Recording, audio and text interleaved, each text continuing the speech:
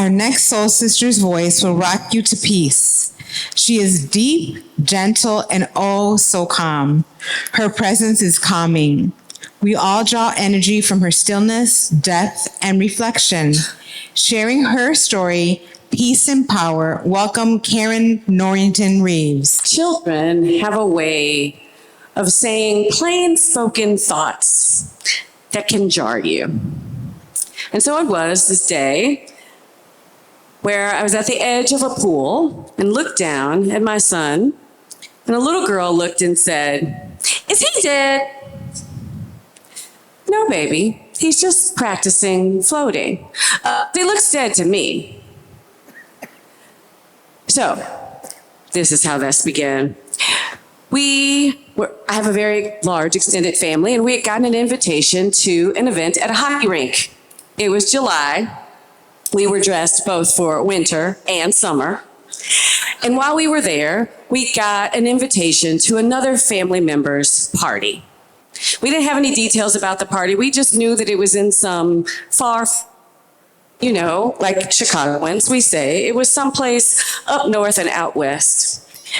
And so, because we had been estranged from this family member, we all decided that we would go. No one told us it was a pool party. So we get to the party, and I, like any self-respecting parent, did what you would do when your child is begging you to get water, absent a swimsuit. Baby, you don't have trunks. Go play in the bouncy house. But peer pressure is something else, and it doesn't just work teenagers, it works on adults too. I heard, "Girl, you need to let that baby get in the water." "Oh, I'll be in the water. I'll watch the kids. It's okay if you get in with him." And, mommy, please. And then "we'll find them some trunks."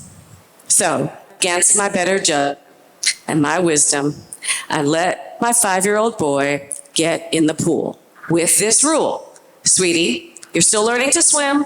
You stay in the shallow end." Okay? There was every manner of floaty, noodle, life vest, you name it. All the toys, all the kids, you stay down here. So there were big kids in the water, and big kids did what do big kids do in the swimming pool? Terrorize little kids by splashing them mercilessly, to the point where we adults intervened and said, "Hey, big kids, get in the deep end. Leave the little kids alone."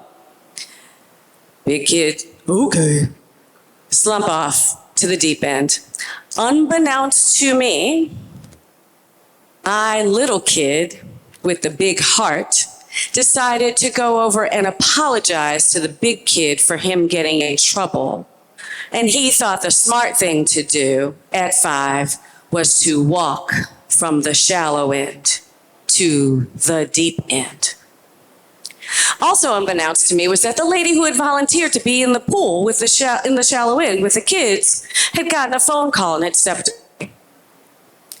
And so there I was at the table when another little cousin runs up and says, "Where's Alex? He's in the water." "No, he's not." "What do you mean he's not in the water?" "He's in the water. He was in the pool with you guys in the shallow end." "I didn't see him."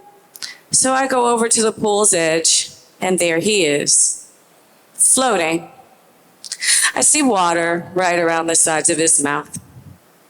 Now, when people are drowning, most of us are accustomed to seeing the movies where it's this big old splashing mess. Well, guess what? That's not a sign of drowning in children. And when we float like this. A sign of drowning in children is this. And that's how I found my little boy. And he was also just dangerously over the side, the invisible line between the shallow and the deep end. And so I stand at the edge and I say, "Sweetie, come over this way. Come back over to the shallow end. Remember, that was our agreement. Come back over." And he flips over and does this soft doggy paddle. Yeah, that's also a sign of drowning in children. that I did not know. And so the doggy paddle became an outstretched arm as his head and his almond eyes, deep brown eyes, looked hazel in the water as he began sinking to the bottom. Now, I remember as a child watching The Incredible Hulk, and you know how they would talk about how mothers would get superhuman strength and could like lift a car up off of a kid. I do not know consciously what happened in the rest of that moment. What I am told was that people came running because of my screams, and that I reached down into the water with one arm and I flipped my child out onto his knees. So he coughed. I remember picking him up and holding him. I remember the lady who I thought was in the pool, who was actually in the house answering the phone, come running out, and she snatches him out of my arms because I think she was trying to comfort herself because she felt bad, right? And so she's whole, and she's touching him, and she's like, oh, he's okay, he's okay. I snatch my child back because he's mine, and he is screaming, Mama! Mama! And his arms are outstretched, reaching for this mama person, but I am she. But he doesn't know me.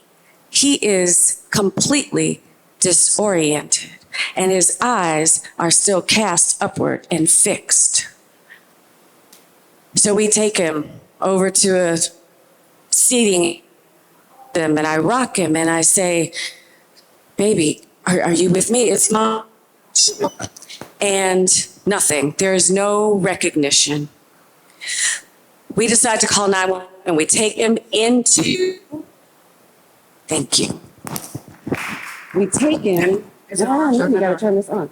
So we take him into the house where there is a bench in the kitchen and we lay him on the bench. And after a moment, and I'm on the phone with the operator, and after a moment, an arc of water comes gushing out of him. It seemed like a tidal wave in that moment. And another minute later, another one comes. And then there was the ambulance ride. And at some point, he came back to himself. And they're wheeling him into the CAT scan. And I'm standing at the head of the gurney, and he looks up and says, Mommy, where were you? I was calling for you. I was right there, sweetie. I pulled you out of the water. Oh, thank you for saving me, Mommy. Here's a sticker for you. And then it was 24 hours of observation, because the water does not require that you be in it for it to kill you. It just has to be in the wrong places in your body. And so he was on observation for dry drowning. 24 hours, the nurses said, eat. I couldn't. The nurses said, sleep. I wouldn't, because it was my fault. I had allowed this child, against my better judgment, to get in the water. A week later, my ex-husband called and he said, Kay, you know you're going to have to let him get back in the water, right? I know. You know it's not okay for him to be afraid, right? I know. And oh, by the way, that man couldn't swim. And so the next month was August, and it was his best friend's birthday party. And it was a what? Pool party. And so we go to the pool. Little man looked and he was like, nah. Went over to the splash pad. You know, the one where the babies crawl and there's barely an inch worth of water. And I knew we could not do that for the rest of his life, because we are vacation people. There was going to be a lake, a river, an ocean, a water park, a pool in his future. And so he was going to have to conquer this fear. So the next year we go to a water park and he looks at the water and he doesn't want to get in. And I keep reminding him, you know, you can read the numbers on the side and you can see how tall it is. There was one time he didn't want to get in. I said, honey, it's 4'3". You're 4'8". Just stand up. Just put your feet on the bottom. So we went through summer after summer after summer of swim lessons. And now he's 13. And he's gone to the Y and he's done all the swim lessons, and we are out of the country, and he is playing soccer tournaments. He's playing 3 and 4 games a day, and we're swimming in the ocean, and there's a pool at the hotel, and all the boys hopped up on big boy bravado, hop into the water, and he decides to swim from this side of the deep end to the other. And it happens again. The hell! This time, it was just a cramp.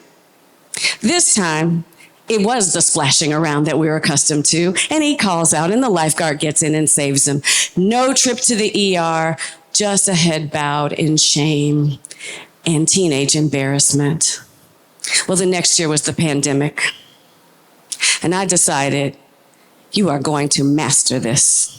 You should have a healthy fear of the water, but not one that paralyzes you, one that catalyzes you. And so you are going to learn to swim.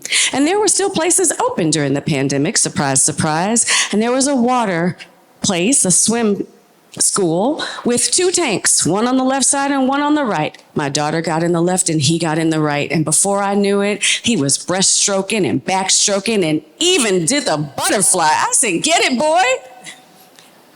At the end of the summer, we decided to go to St. Joseph's in Michigan. It's on the beach. And one feature at the beach there is that it is shallow, quite shallow, for a very long distance, way more than a block out and way beyond the reach of a mother's arm. And I watched my kids on the horizon looking like little dots, popping up over here and popping up over there and swimming and flipping and enjoying every moment of it. And I sat on that beach with my feet in the sand, and I looked out at Lake Michigan, and I said to her, I have made sure that he has a healthy fear of you. I have made sure that he knows how to swim in you and respect you and treat you with respect. And all I ask is that when I give him to you, you give him back to me unscathed. And she did. Thank you.